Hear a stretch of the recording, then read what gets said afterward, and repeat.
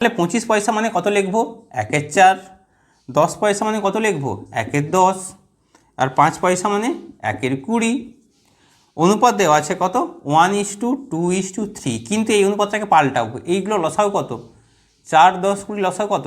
20। 20 তো সবগুলোতে চলে যাচ্ছে, তাহলে এক কাজ করবো, প্রত্যেকটা 20 দিয়ে গুণ করে দেবো।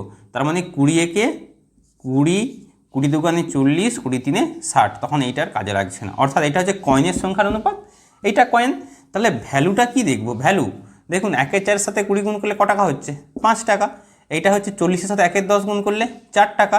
এটা হচ্ছে 60-এর সাথে 1/20 3 টাকা। তাহলে মোট কত টাকা হচ্ছে? 5 আর 9 3 12 টাকা হচ্ছে। ওরা বলেছে মোট কত টাকা রয়েছে? মোট রয়েছে 30 টাকা। তাহলে এর সাথে কত গুণ করলে, 12-র সাথে কত গুণ করলে 30 আসবে? 30/12। ঠিক আছে, 12-র সাথে কত গুণ করলে 30 আসবে? 30/12। এবার আপনাকে চেয়েছে যে বাক্সটিতে 5 পয়সা, 5 পয়সার সংখ্যা কত? এইটা 5 পয়সা। কটা রয়েছে? 60টা। তাহলে আপনি 60-এর সাথে 30/12 গুণ করুন। তাহলে 60 × 30/12, 12 5 60, 30 5 150। এটা হচ্ছে সঠিক উত্তর।